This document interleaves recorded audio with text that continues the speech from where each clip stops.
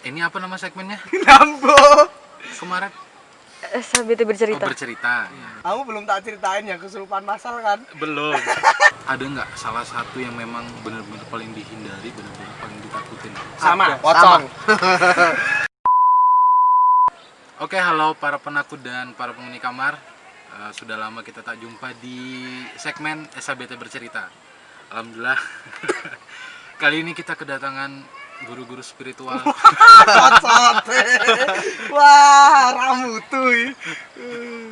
Kita kedatangan ya dua aktivis lah mungkin bisa disebut, atau ya teman-teman kita juga yang nanti mungkin akan lebih banyak menceritakan tentang pengalaman mereka ini dalam hal apa ya mas nyebutnya, dunia pergoiban atau apa? Enak.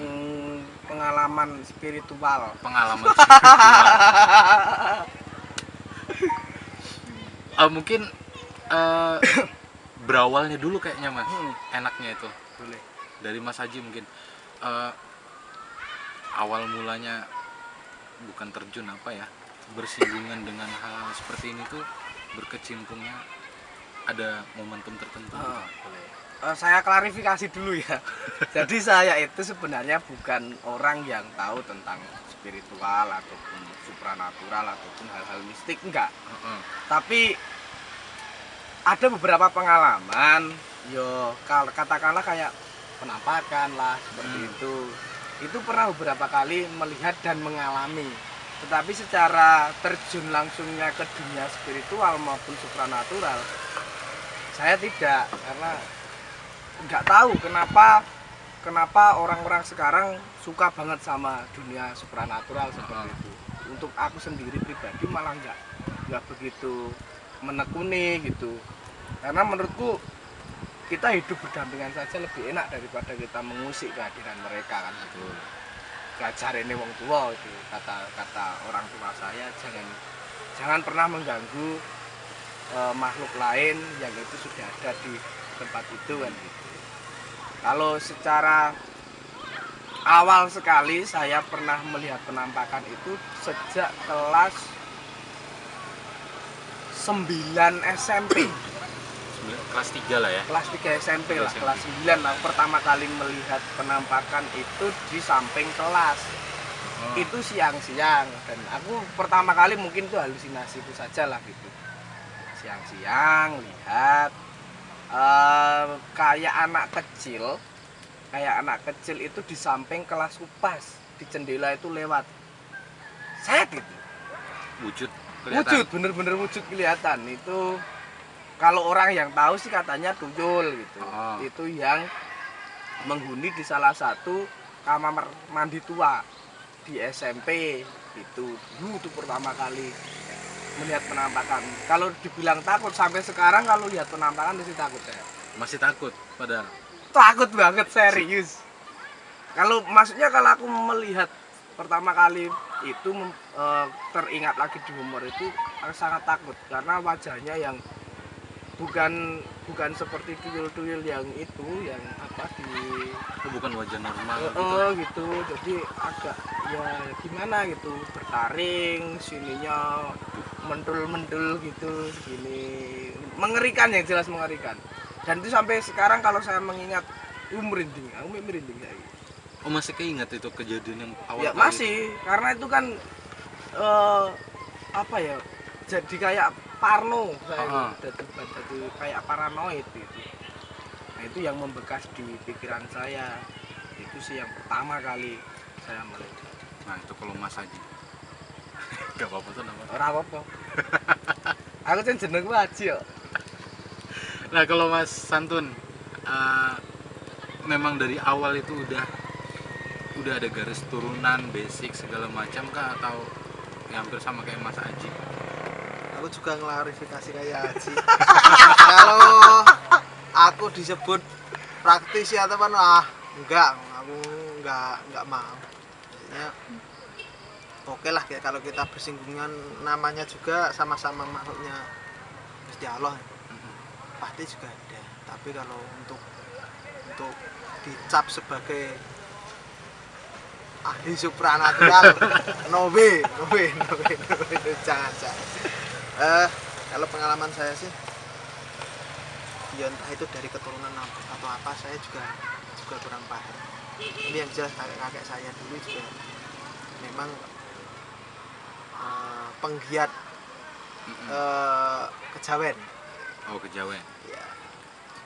Kalau pengalaman saya yang pertama kali bersinggungan dengan supranatural itu ya dulu malah pas masih TK. Masih kecil banget. Iya. Tapi udah itu cuma berapa kali kok. Yang pertama itu pas nganterin bapak, diajak bapak kemana gitu, terus di ya kayak hutan, tapi ada jalan raya itu ada bayangan gede banget di pohon, cuma lewat. Dan itu yang pertama, tapi bapak kan selalu menepis, bukan apa-apa, cuma halusinasi gitu lah. Terus nyambung ke selanjutnya juga. Tapi dari bapak memang juga bisa ngelihat gitu? Nggak bisa. Oh, malah nggak bisa? Bapak ibu ini nggak bisa, nggak tahu. Terus yang keduanya pas dulu kan rumahku, pas Bang Bobi main ke rumahku. Nah, dulu kan rumah belum yang atas itu, masih di tempat Simba. Yang atas belum di situ? Belum tak tempatin, tapi baru main dari mana gitu sama bapak. Terus ada pohon mangga itu tak kira itu tetanggaku. Pas di sekitar jam berapa ya, jam 11-an aku pulang sama bapak itu, kok tetanggaku ada di dekat pohon mangga itu lagi duduk jongkok. Nah itu Mbok D itu, Pak. Mana Mbok D? Bukan. Nah itu ada orangnya. Terus bapak ngiring aku gitu. Udah. Itu. Oh, bapak nggak ngeliat? Nggak lihat. Yo, karena kok kenapa aku nyebutnya itu Mbok D, karena gedenya itu ya kayak Mbok D. Perawakannya mirip. Mirip. Gedenya segitu, tak kira itu Mbok D, tapi ternyata bapak juga nggak lihat. Tapi masa kayak Mas Aji atau Mas Antun melihat, mendapati sosok atau segala macam, berarti masih ada rasa takut dalam secara manusiawi gitu ya, walaupun memang udah lama sering banget takut. berkecimpung, sering banget bersinggungan dengan hal-hal seperti itu. Pasti itu. Kalau aku pribadi itu sampai sekarang, kalau dibilang takut, saya penakut sebenarnya. Tidak seperti orang lain yang pertama kali lihat terus sering melihat akhirnya menjadi berani, aku malah enggak. Karena menurutku iya sifat dasar manusia si penakut itu benar.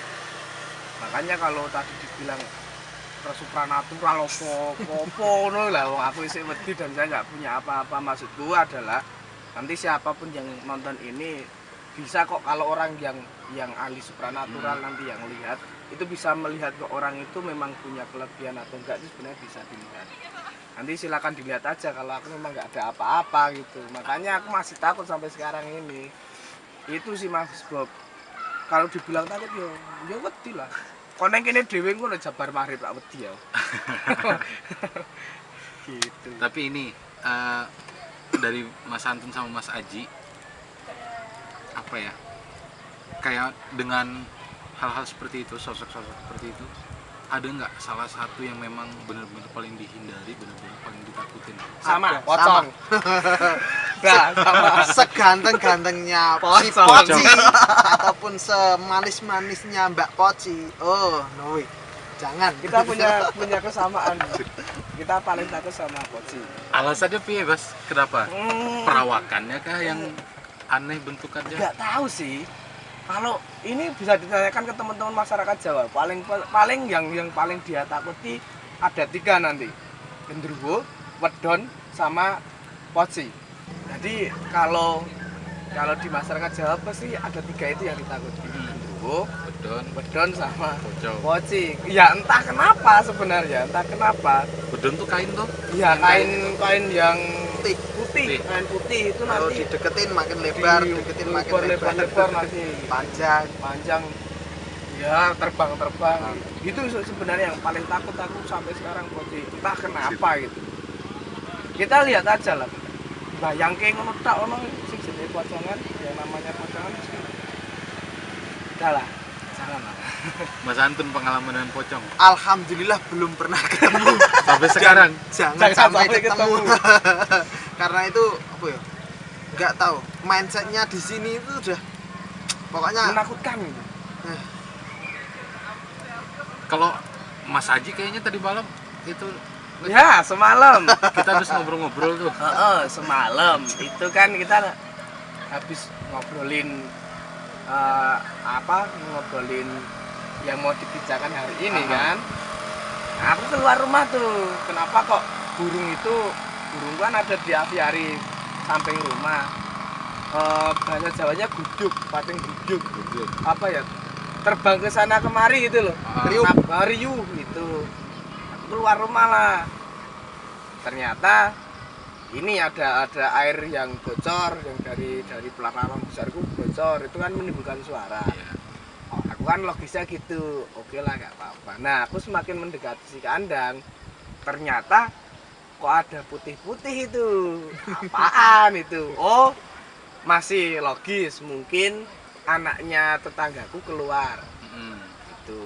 Tapi kok di pekarangan rumahku dan Di mana itu Mas? Di samping kanan di itu? samping tapi belakang di dekat pohon jati.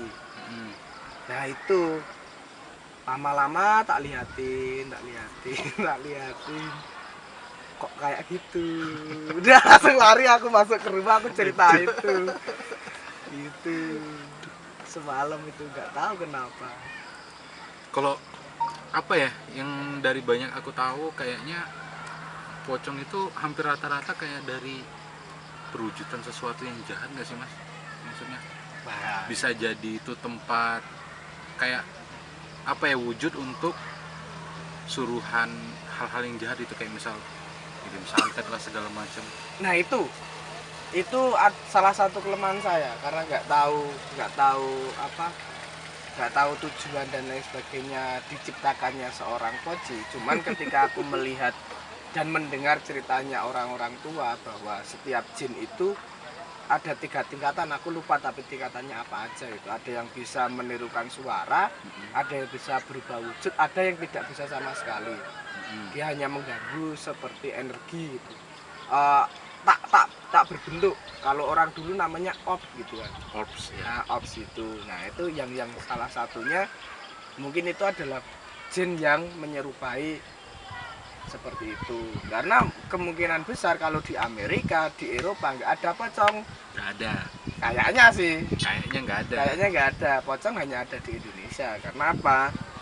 Orang Indonesia kalau yang Muslim itu kan ketika mau dikebumikan itu kan dipocong.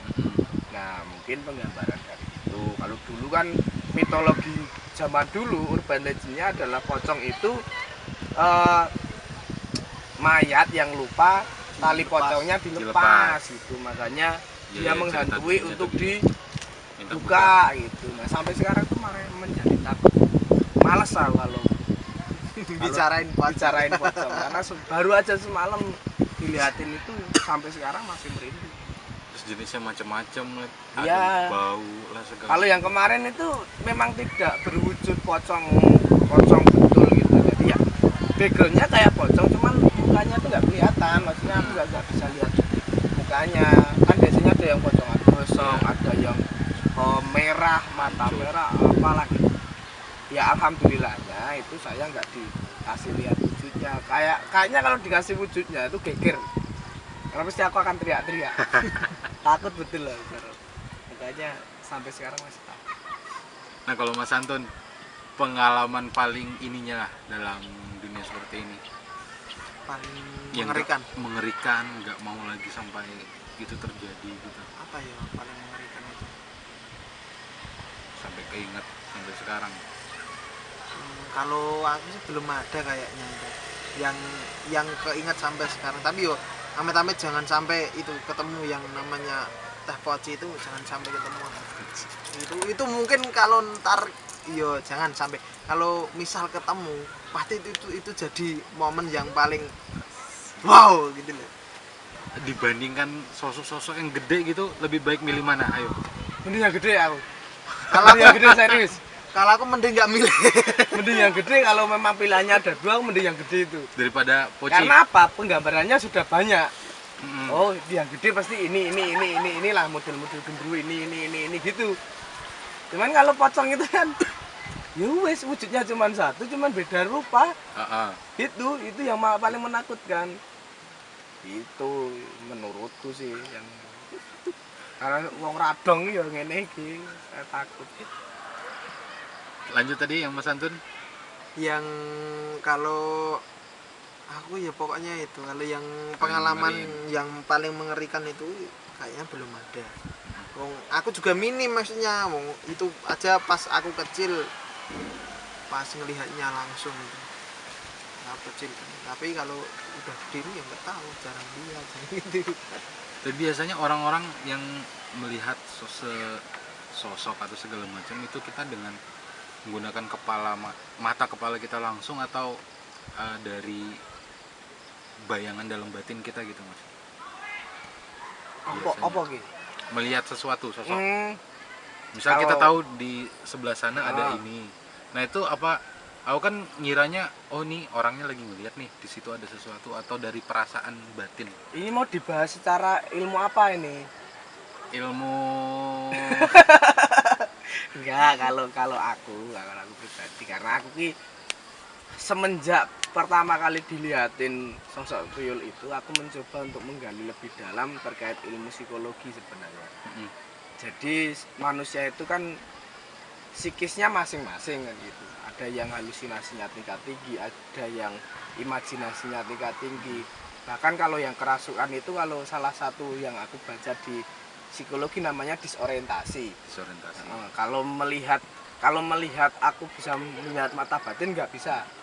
Cuman kalau dilihatin sosok itu hampir sering karena aku pendaki. Aku mantan pendaki, saiki sekarang mendaki. Sekarang nggak mendaki. Dulu saya mantan pendaki. Sejak 2014 aku pertama kali mendaki, tapi untuk mencoba mendaki 2012-an aku udah mulai mendaki gunung-gunung kecil gitu. Itu kalau secara batin, semoga Gusti Allah itu kalau memang saya minta untuk diberikan mata batin, muga-muga ndang dikei gitu loh. Semoga segera diberikan ngono kuwi.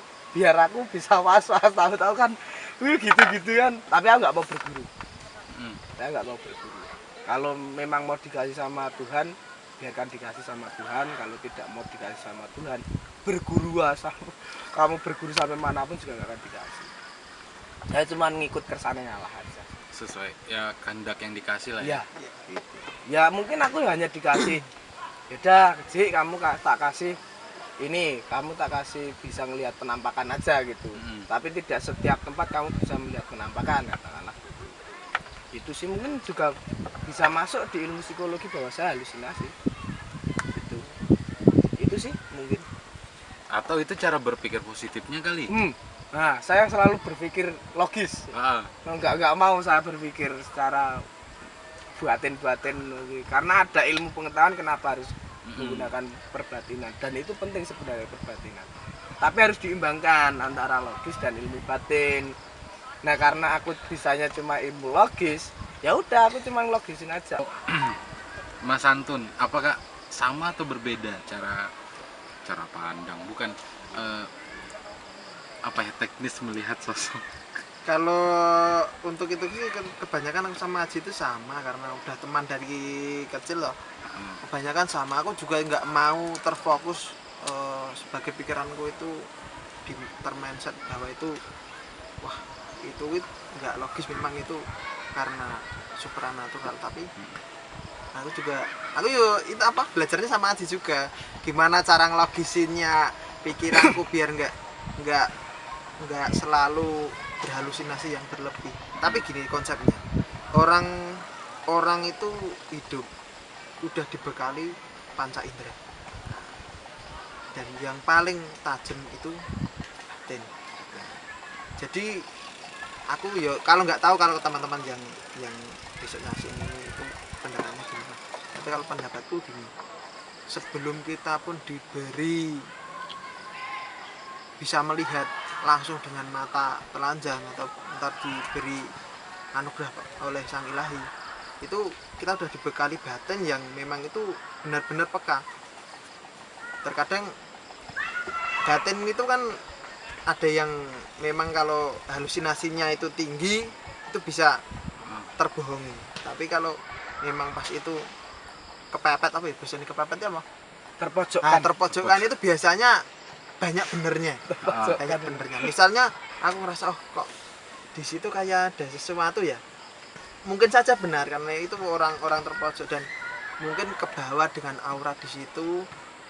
Nah, selanjutnya mindsetnya semakin kuat atau semakin kuat nah, akhirnya bisa juga ntar dia muncul juga gitu. Tapi kalau untuk aku pribadi ditanya bisa ngelihat secara mata telanjang nggak bisa. Tapi Tetap ada nggak memang bisa. momen-momen yang nggak sengaja, yang bukan setiap saat gitu, nggak sengaja ngelihat dengan mata telanjang nih apa gitu, tapi ada. Pernah. Itu cuma apa ya kebetulan Kebetulan. pas kebetulan aja bisa orang kalau kebetulan mesti misalnya aku sama Bang Bobi pas bepergian tidak nggak Sengaja. janjian. Heeh. Nah, tiba-tiba kok lihat Bang Bobi itu cuma kebetulan kayak gitu. Tapi kalau suruh memang Bang Bobi pergi kemana aku pergi mana terus ketemu terus di mana tempat nggak bisa. Oke, kalau bahas soal yang kayak gitu-gitu jin segala macam, sebenarnya apa yang mereka tampakin itu, misal aku kayak ngeliat sesuatu wujudnya cantik segala macam ganteng, itu bukan wujud aslinya Pak Mas? Ya bu. Radong aku. Sing yang jelas ya gitu tadi yang aku bicarakan di depan tadi loh.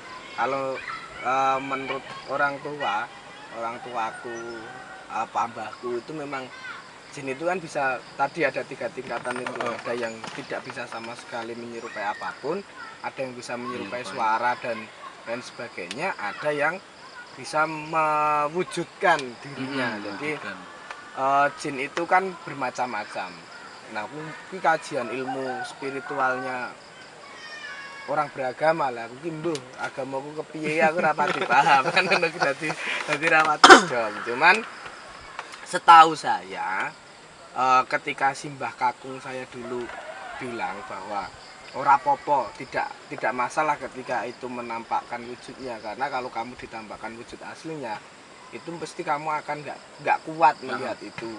Makanya dulu simbahku yang masih hidup itu kan di utara rumahku ada yang namanya pohon munggur ya apa ya bahasa Indonesianya nggak ada, pohon munggur itu ada pohon munggur sama ada asem Jawa di pojokan sama ada pohon randu, pohon kapuk.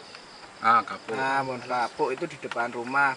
Nah, dulu itu sempat ada wedon di situ. Ada wedon di situ. Itu posisinya malah belum malam, sekitaran jam 6:30 aku mau pulang dari main lewat di situ karena rumahku dulu di tempatnya Simbah itu. Nah, Simbah itu masih di depan rumah. Karena kan biasa orang tua gitu kan di depan rumah sendirian. Nah, aku jalan itu sama Mbak Putri sama Mbak Putri, ada Mbak Kakung. Masuk ke situ, tahu-tahu mau duduk di sampingnya Mbak Putri itu ada lewat itu, terus dibilang sama Simbah itu, kalau yang diwujudkan cuman kayak gitu nggak apa-apa, yang penting kamu tidak diwujudkan yang nyata. Karena mau nggak mau saya mengakui bahwa simbahku itu orang-orang ya dalam tanda kutip orang-orang yang penggiat di bagian itu. Ada Mbah Kakung saya itu, ada Mbah Putri dari bapak ibu semuanya ada, Mbahku Buyut salah satu juru kunci pertama di desa saya. Makanya simbah-simbah sebenarnya aku selalu dilarang untuk menanyakan hal itu karena dari sisi keluargaku sendiri, apalagi bapak itu ketika saya tanyakan terkait dengan hal-hal seperti ini dia nggak mau jawab. Nah, dalam tanda kutip itu kalau kamu pengen bisa lihat ya silakan belajar sendiri. Karena aku yang belajar aja butuh lama. Ngapain kamu tak kasih, kamu harus belajar sendiri. Nah, aku wong mager, mending aku belajar ilmu logis gitu.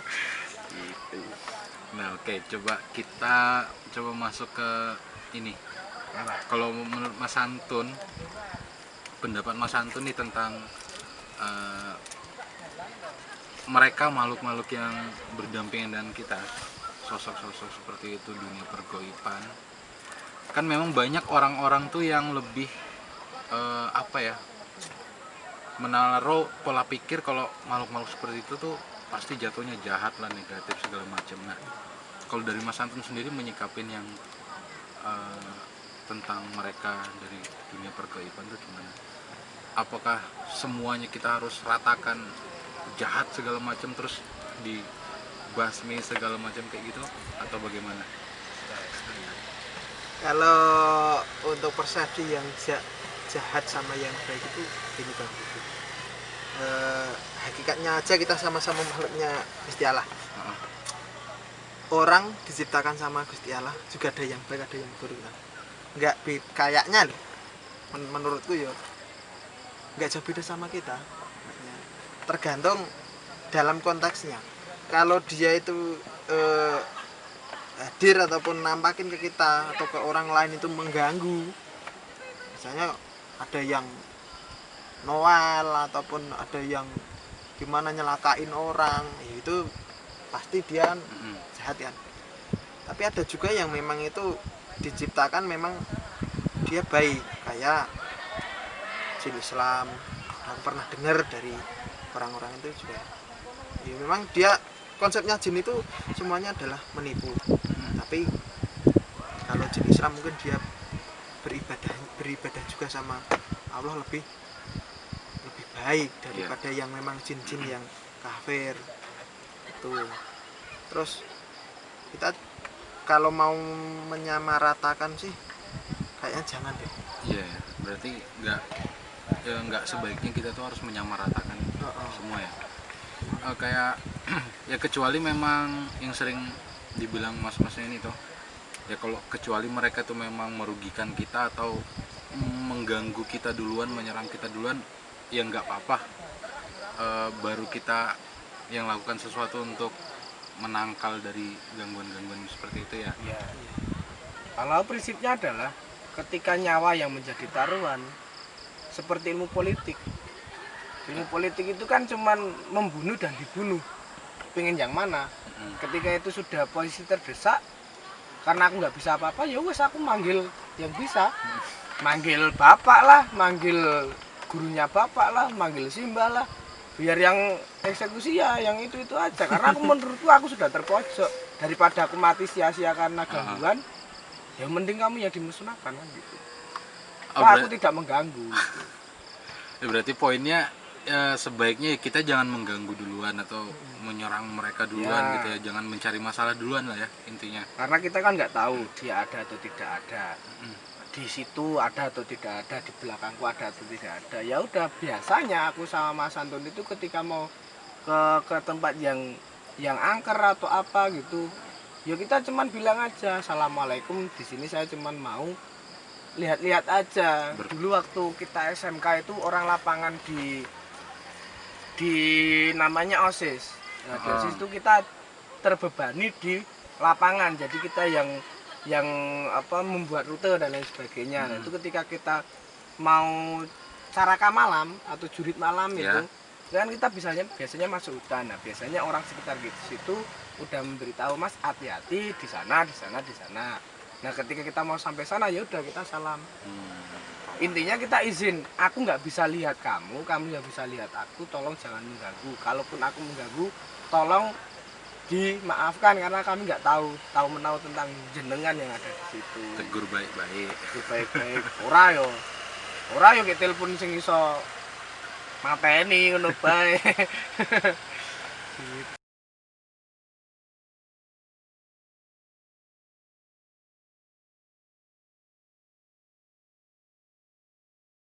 Tapi mana? Closing. Terakhir silaturahmi. Oke, para penakut. Iki aja dikat ya sing iki ya. Oh, dikake behind the scene iki. Ya. Iki rampung lho iki ceritane lho, Bob. Aduh, ini Aku belum tak ceritain yang kesurupan masal kan? belum. Banyak banget. Aduh, sayang banget nih sebenarnya. Soalnya banyak yang masih mau diceritain segala macam, tapi ya ada kondisi lain tiba-tiba lah pokoknya. Kayaknya kita next lagi pembahasan lanjut ceritanya. Apa ya? Itu nggak fokus lagi.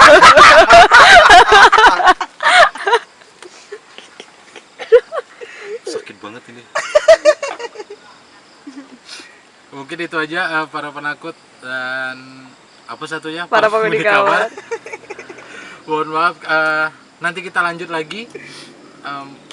Kapan-kapan kalau ada kesempatan lagi kita lanjut berbincang dengan dua mas-mas ini, tokoh supranatural Gunung Kidul. Ada loh tokoh supranatural Waduh. Gunung Kidul betulan. Iya. Maaf. Nyun ngapunten. Jangan ngapunten wae. Bercanda, Kalau mau bercanda. nyalahin. Bercanda. Itu aja, sampai jumpa di lain kesempatan. Terima kasih.